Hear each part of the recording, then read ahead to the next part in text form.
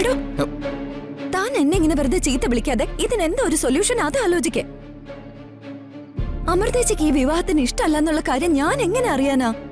നീ ഇനി ഒരു അക്ഷരം മിണ്ടരുത്. എന്റെ നിയന്ത്രണം തെറ്റും. ഞാൻ തന്നെ കൊന്ന് കാട്ടിലെറിയും. ഓടിന്റെ മുമ്പിൽ അതെ. ഓ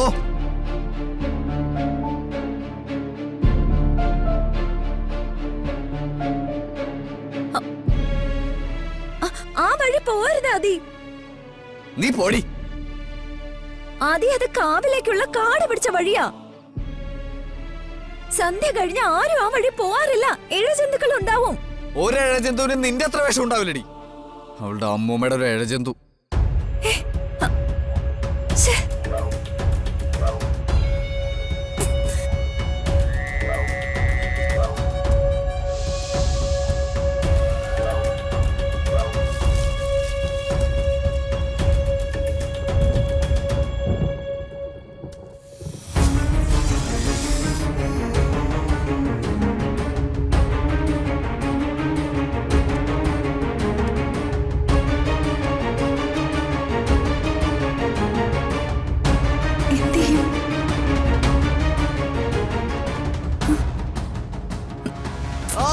അയ്യോ അയ്യോ, ആദിയല്ലേ അത്?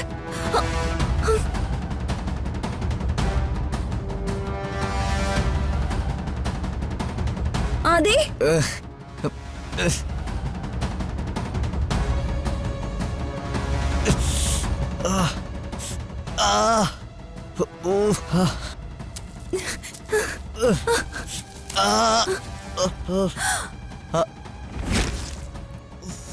ആദി, ആദി, ആദി, എന്താ പറ്റിയേ? അയ്യോ, എവിടെ?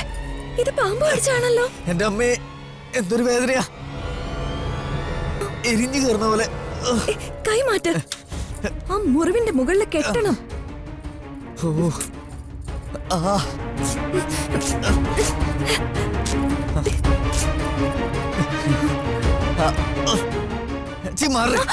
തൊട്ടുപോലെ തന്നെ.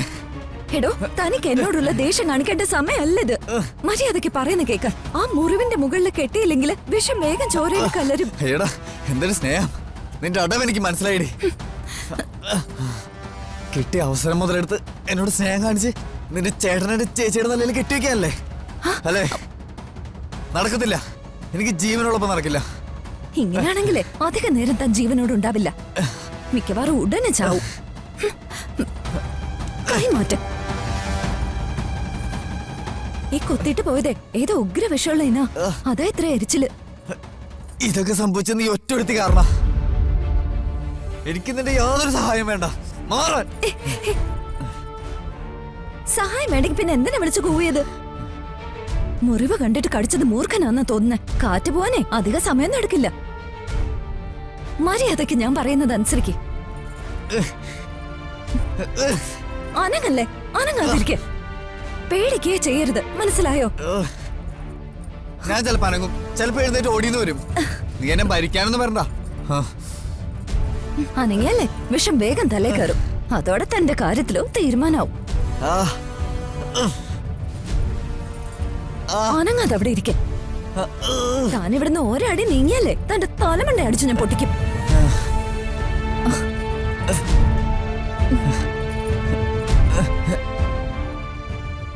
പിൻ നമ്പർ പറയടോ. ആശുപത്രി പോണെങ്കിൽ ആരെങ്കിലും വിളിച്ച് പറയണം. ഒന്ന് പറയടോ. 9644.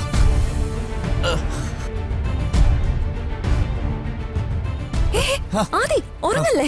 ആദി, കണ്ണ് തുറന്നു പിടിക്ക്. ആദി, ആദി, ആദി, ആദി, ഉറങ്ങല്ലേ? ചന്ദ്രേട്ടാ, നേരെ പോണ്ട കേട്ടോ. ഇടത്തോട്ട് തിരിച്ചോണേ. അല്ല, ശ്രീയപ്പം വീട്ടിലേക്കല്ലേ? അല്ല അല്ല, പുത്തമ്പുരക്കിലോട്ടൊന്ന് കയറിയിട്ട് പോവാം. വണ്ടി നേരെ അങ്ങോട്ട് വിട്ടോ.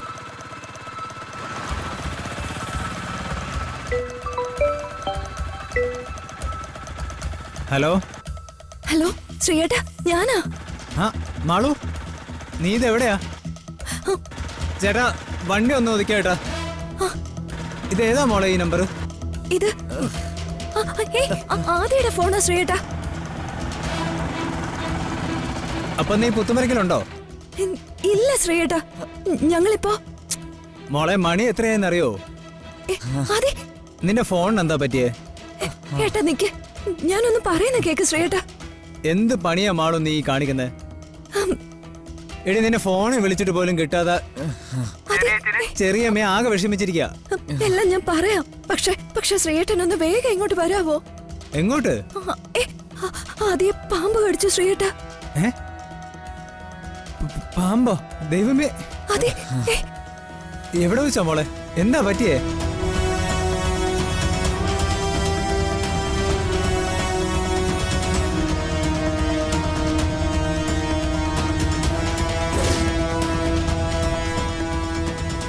മോളെ കരയാതെ, നീ പേടിക്കണ്ട, ഏട്ടൻ ദേ എത്തി കേട്ടോ. അയ്യോ അതെ അതെ. ചന്ദ്രയുടെ എന്താ ശ്രീ? ഓട്ടോ അമ്പലത്തിന്റെ അങ്ങോട്ട് വിട് വേഗം.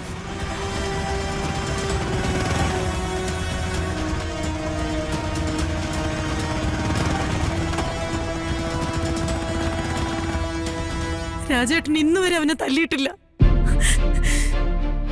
അവനത് സഹിക്കാൻ പറ്റിയിട്ടുണ്ടാവില്ല. സുമിത്രേട്ടത്തി പ്ലീസ്, അമ്മൂനെ കൂടെ വെറുതെ ടെൻഷൻ അടുപ്പിക്കാതെ. ദേഷ്യം അടങ്ങുമ്പോ ആദ്യം ഇങ്ങ് വരും. അരുതാൻറ്റി, എനിക്കെന്തോ പേടി തോന്നുന്നു. അമ്മോ, നീ അവനെ ഒന്നുകൂടി ഒന്ന് വിളിച്ചു നോക്കി. ഒരുപാട് തവണ വിളിച്ചതാ മുത്തശ്ശി, എടുത്തില്ലല്ലോ. എന്റെ ഈശ്വര, ഫോണിങ് വന്നേ. അതെ അതെ, കണ്ണുറക്കാതെ ഉറങ്ങാതിരിക്കാൻ ശ്രമിക്കാതെ പ്ലീസ്.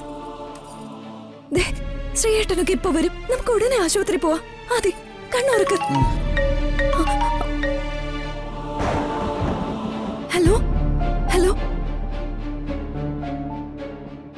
ഇതാരാ സംസാരിക്കുന്നേ? അമൃതേച്ചി, ഇത് ഞാനാ. അമൃതയല്ല, ഞാൻ അവന്റെ അമ്മയാ. ആരാ സംസാരിക്കുന്നേ? മാളു ആൻറ്റി. നീയോ? ആദ്യം എവിടെ? ഫോൺ അവന് കൊടുക്ക. ആൻറ്റി, അത് പിന്നെ മുത്തശ്ശനൊന്ന് ഫോൺ കൊടുക്കാവോ?